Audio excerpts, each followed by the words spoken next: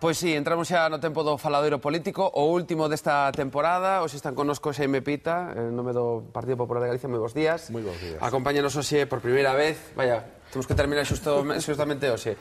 Marisol Soneira, polo PSDG-PSOE. Moi bons días. E ademais, Xesús Veiga, polo Bloque Nacionalista Galego. Que tal? Hola, bons días. Bueno, pois temos que facer un resumo un pouco do que foi o curso político. E non sei se estarán de acordo comigo que a palabra máis repetida, a palabra máis empregada, crise. Os políticos e a crise. Como se resolveu? Como se está resolvendo? Está se resolvendo a crise? Que balance podemos facer? Quen quere empezar? Marisol, veña, xa que comeza hoxe. Pois a verdade é que levamos un ano sorprendente. Sorprendente visto o que se había dito antes de... Alberto Núñez Feijóo chegou a decir literalmente que en 45 días ele iba a arreglar todo isto. Sabemos que a veces se nos quenta moito a boca en un meeting, pero cando ao final estás pillado as túas palabras, atopámonos que en este curso político aquelo onde se decía que o paro era culpa de Touriño, do mal facer do goberno bipartito, hoxe descubrimos que os parados somos a comunidade autónoma que neste primeiro trimestre do ano máis medrou o paro, casi un 20%, campeóns en toda España, cando sempre fomos unha comunidade que tiña moi bons datos con respecto ao resto de comunidades autónomas, pois agora resulta que os parados e a crise son exclusivamente culpa do goberno central. Podemos falar de determinadas actitudes como revisionismo absoluto de todos os campos de actuación do goberno anterior, onde dá a sensación de que este é un goberno casi aniquilador do paso de outro goberno. Debe ser o primeiro caso, polo menos que eu conozco, en gobernos democráticos europeos, onde está máis preocupado por desfacer o que fixo o goberno anterior que por poñer encima da mesa novas propostas. Polo tanto, non é porque estemos na oposición, que falábamos antes tomándonos un café, é que os que levamos tempo en política, eu polo menos é a primeira experiencia que conozco de un goberno democrático que teña unha actitude casi de oposición permanente á oposición e ao goberno anterior que se dá en un goberno democrático de Europa. Eu non conozco ningún outro caso. Moi ben, pois, Xaime, dous temas. Por un lado, o tema da crise e como o goberno galego afrontou a crise, se o fixo correctamente ou non, e por outro lado, fala Marisol dun goberno aniquilador. No, bueno, a verdade, primeiro, estamos nun estado de dereito aquí, de que saiba non se aniquilou absolutamente a ninguén, porque non é esa cuestión. O que sí podo decir, facendo esa balance, que penso que o goberno galego, xunto con algún outro que non é unha exclusiva, digo, a respecto das autonomías, pois que é un dos poucos que fixo os deberes neste último ano. E cando digo os deberes é que, por exemplo, fronte a unha crise brutal que afecta a España con carácter xeral e, lóxicamente, por extensión a todas as autonomías, pois fixo os deberes. O primeiro deber que fixo o presidente da Xunta e todo o equipo que ten foi reducir por exemplo, o gasto público, que significou de entrada reducir consellerías, que significou reducir determinados aspectos que son fundamentais, que probablemente dentro de poucos días á forza, e que non lle queda máis remedio, o goberno de España, que estivo de costas á problemática que se estaba plantexando no noso país, e que non fixo prácticamente nada, o goberno galego se o fixo. En canto a revisionismo, non estou de acordo. O que estou de acordo é que aquí, lóxicamente, os partidos do goberno bipartito presentaron un proxecto político a unhas eleccións que é o referendo popular. Eu digo sempre, porque para min as eleccións é a festa do povo, onde os cidadáns máis directamente participan para decir o que queren e o que non queren. Castigaron a un goberno bipartito, a un proxecto que tiñan, a unha realización ou incluso a unha inacción de determinadas cuestións, e que o goberno actual o que fixo foi, e o que está facendo é desenvolver o seu proxecto. Non hai ningún revisionismo, o que se hai é desenvolver ese proxecto, e o están desenvolvendo. Guste ou non guste lóxicamente, o que sería un fraude ao electorado é que o proxecto político que presentou cara ás eleccións o goberno a candidatura de Alberto Núñez Feixóo, que neste momento pois que non o cumplira. O que está facendo é cumplindo. Lóxicamente é, como na maior parte dos estados democráticos, antagónico co proxecto e co programa que tiña e que ademais foi castigado polos cidadáns de quenes estaban gobernando. Foi, a parte da época do tripartito, o goberno máis curto que tivo a historia de Galicia. Jesús. Bueno, eu creo que é evidente que a maioría dos cidadáns galegos e galegas están moi preocupados pola situación de crise, polo desemprego, pola baixada dos salarios, porque hai moitas pequenas e medianas empresas que non reciben crédito dos bancos. A situación é moi preocupante, é grave, e a maioría dos cidadáns en estes meses estaba esperando que os gobernos, o goberno da Xunta, pero tamén o goberno de Madrid, adoptaran medidas que os representaran, que cumpliran aquilo que anunciaron. Aquí se dixo, efectivamente, o señor Núñez Feijóo chegou á Xunta dicindo que ia resolver a crise económica en 45 días. E tamén prometeu algunhas cousas que logo non poido cumplir. E pasaron 15 meses, no caso do goberno galego, e eu creo que o balance neste aspecto é negativo. Digamos, se vostedes de a Televisión de Galicia foran cas cámaras e lle preguntaran nas vilas e nas cidades galegas a bastante xente, dígame vostede unha medida do goberno da Xunta nestes meses importante contra a crise económica. Eu estou seguro que a grande maioría non sabría dicirlle cal sería, porque en realidade non a houbo. Acaban de tomar algunhas medidas, por exemplo, no terreo fiscal, unhas medidas que dan como consecuencia que os ingresos da Facenda Galega vayan disminuir no ano que ven en 15 millóns de euros, cando nós temos un problema de necesidade de máis recursos públicos, porque eu discrepo do que decía Jaime Pita fai un momento. O problema en Galicia non é que haxa excesivo gasto público. Nós necesitamos que haxa máis gasto público en sanidade, máis gasto público en servicios sociais, en atención ás persoas maiores. Necesitámolo, polo tanto, o que necesitamos, en definitiva, é que esta crise, que non foi provocada pola maioría da poboación, pola maioría dos galegos e galegas, nós non temos a responsabilidade do que ocurriu, o que non vale, o que non é xusto é que a vayamos a pagar nós. E, polo tanto, os gobernos que nos representan nos deben representar e tomar medidas, porque o señor Botín non se presentou ás eleccións.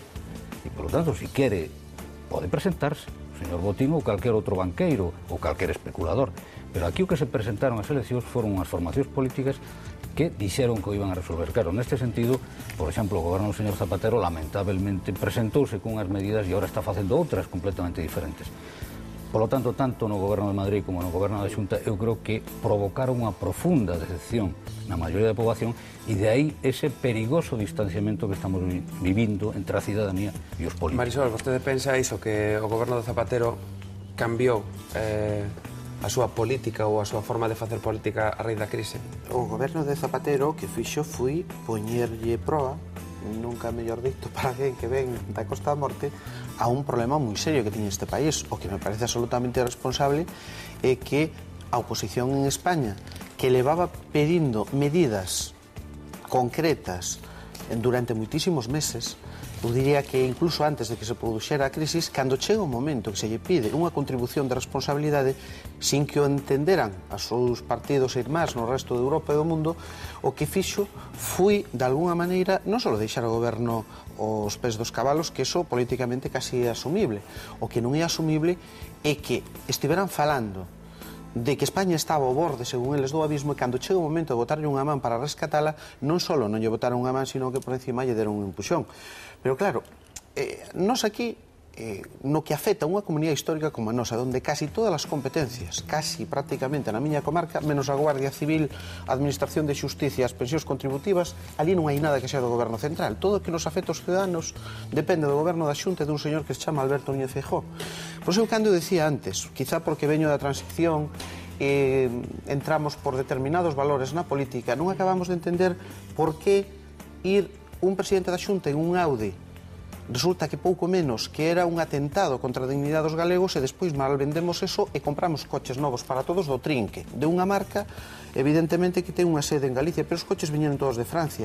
Ou por que é unha cousa malísima comprar unhas sillas moi caras para un despacho e multiplicar ese gasto por 14, por 20, polo que faga falta, é austero. Ou, por exemplo, por que cando temos adxudicado unha autovía como a da Costa da Morte por un precio determinado e cando se nega a negociar ca empresa concesionaria porque di que non se pode permitir aumentar o precio, despois cando a volve a sacar ya dá a oferta máis cara, 400 millóns de euros por encima do que nos custaba a concesión original.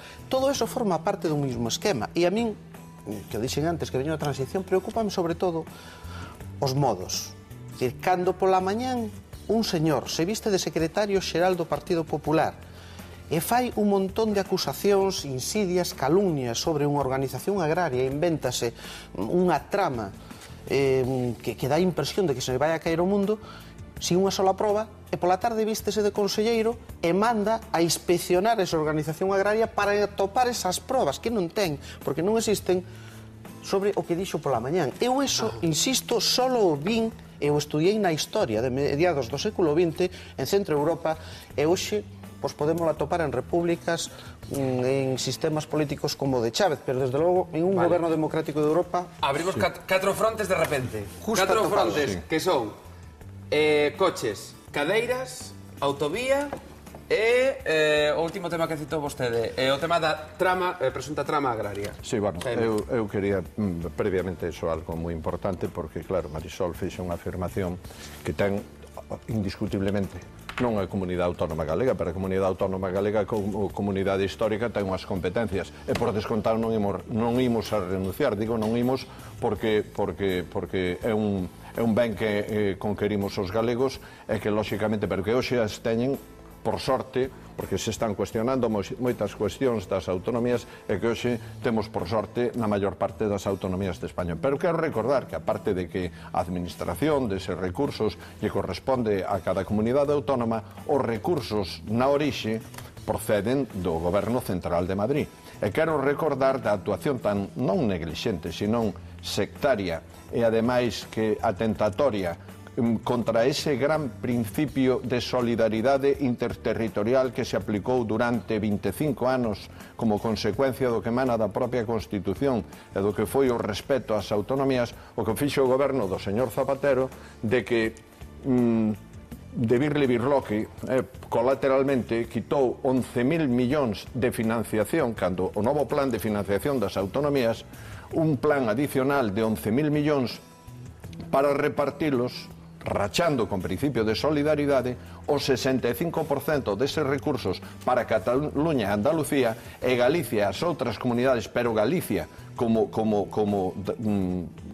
comunidade menos desenvolvida foi das que quedou, que tería que ter maior participación, quedou excluída. Iso foi unha actuación totalmente política, partidista, que rachou, repito, co principio de solidaridade. En canto ao que di Marisol da autovía, da que vai a ser autovía, porque era dunha estrada convencional, que era o proxecto que fixera non o goberno bipartito, porque o goberno bipartito, que é un goberno moi pouco traballador, o que fixo foi coller o proxecto que tiña o goberno anterior do famoso Plan Galicia da Xunta, que había dous plans como consecuencia do Prestige, o Plan Galicia do Estado e o Plan Galicia da Xunta de Galicia. E o proxecto, ese proxecto se fixera como outros que se desenvolveron de estradas na zona da Costa da Morte, era o proxecto Estrela que se iba a facer. O colleron e o único que fixeron foi, sí, axudicalo, pero o único que se fixo foi colocar, o único que queda dese proxecto era unha pedra. É dicir, a apariencia que é o que se fai entre os gobernos incompetentes que poñen as primeiras pedras pero que non siguen.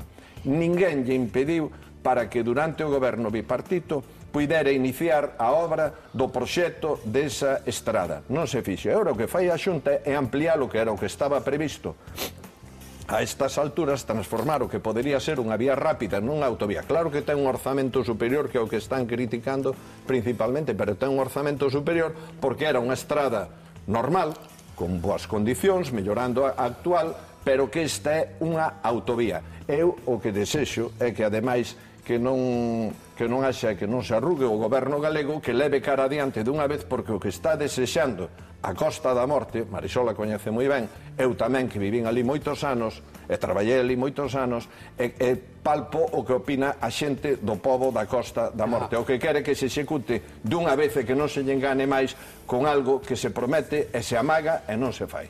Xesús. Bueno, eu creo que a maioría dos cidadanos o que están preocupados e o que piden os representantes políticos é que lles digan ou que tomen medidas para sair da crise. E aquí, a crise económica dos problemas que antes dixen.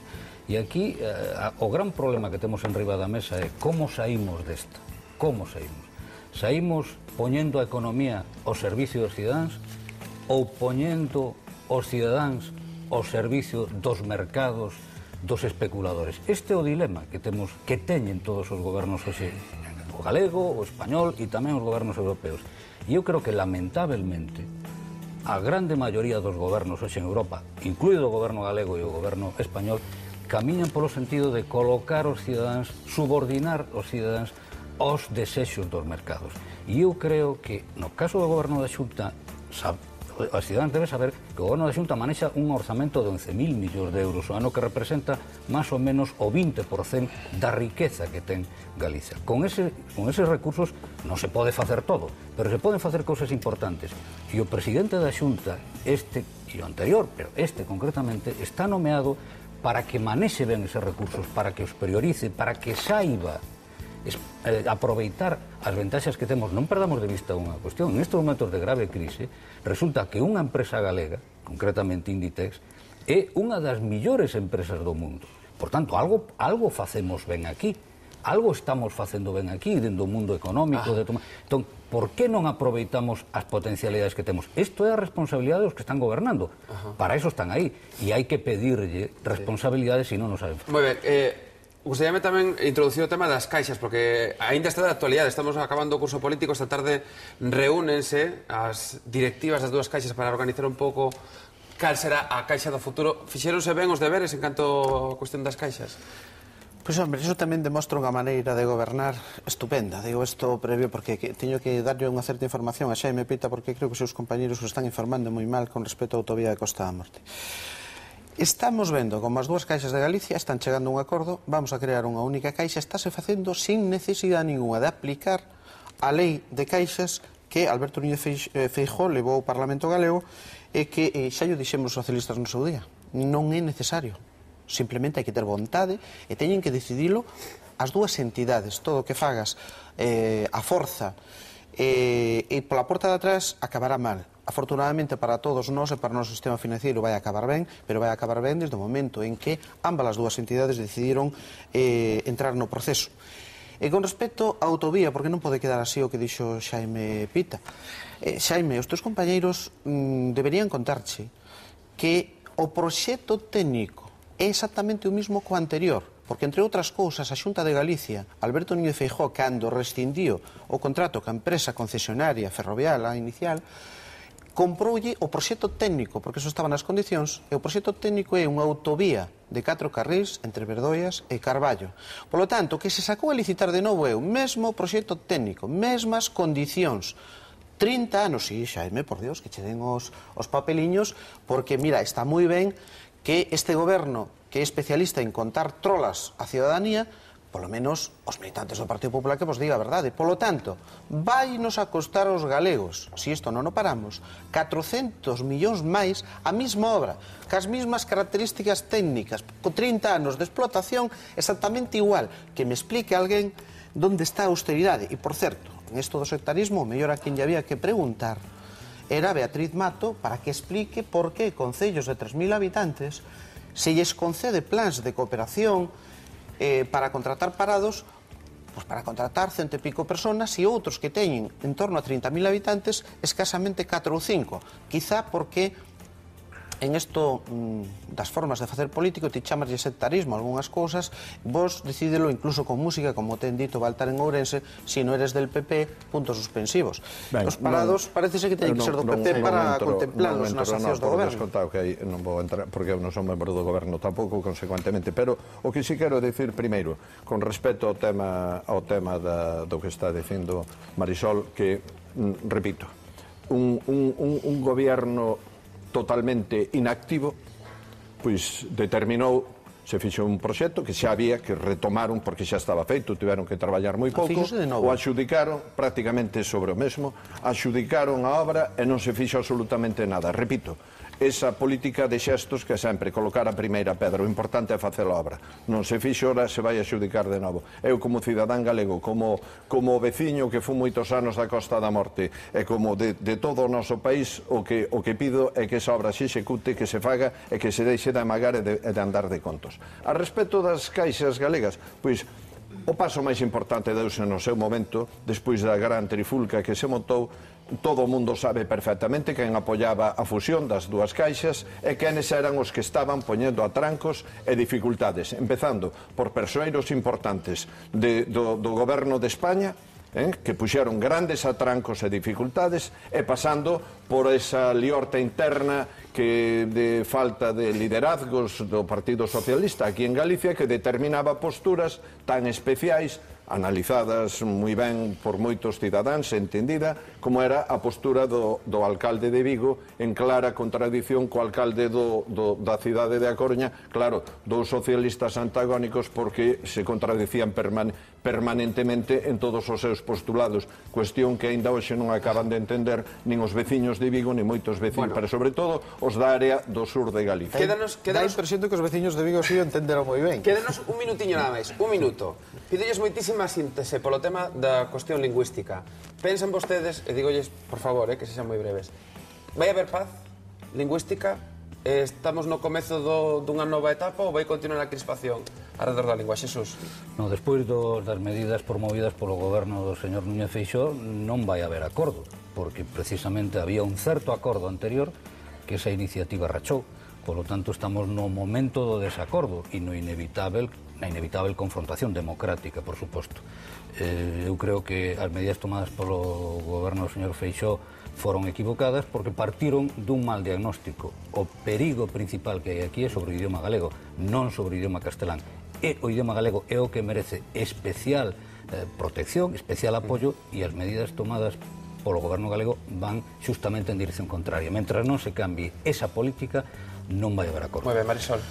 Pois Alberto Núñez Feijóo vai a pasar a historia deste país por ser o primeiro presidente e o primeiro goberno que non só non vai apoiar o idioma galego, sino que incluso ten tomado medidas activas para restringilo e, se me apura, para perseguilo.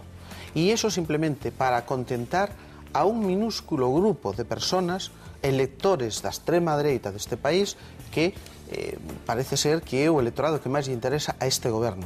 E aquí non podemos falar de guerras en ningún caso. Como vamos a falar de algo que forma parte sustancial, eu creo que casi diría que xenética de algúns de nós?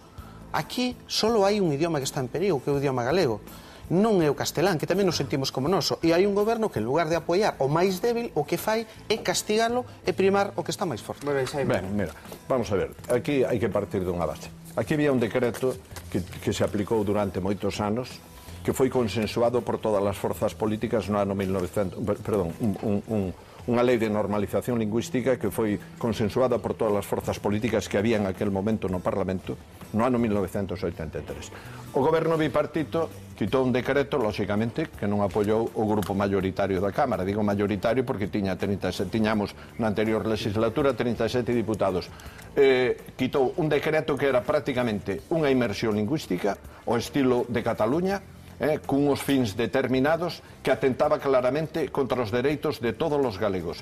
Consecuentemente, viñeron unhas eleccións onde un dos motivos principais do voto de castigo, especialmente ao Partido Socialista, foi como consecuencia dese decreto que aprobaran, que iba en contra do pensamento incluso de moitos votantes do propio Partido Socialista. Non se podía manter e hai que modificalo. Despois, que entre nunha discusión e que agora ademais está en pleno preproceso para o seu debate na Cámara de como se vai a desenvolver, eu creo que iso é moi positivo e que se poida acadar un acordo, eu tamén creo que é moi positivo para todos. Pero quede claro que isto foi un movimento en contra de un decreto que era unha inmersión lingüística que non aceptaba a maioría dos cidadáns do noso país. Queda claras estas posturas. A ver que pasará na próxima legislatura, no próximo ano, no próximo curso político, que ainda queda a legislatura por diante. Graciñas aos tres por acompañarnos. Imos xa como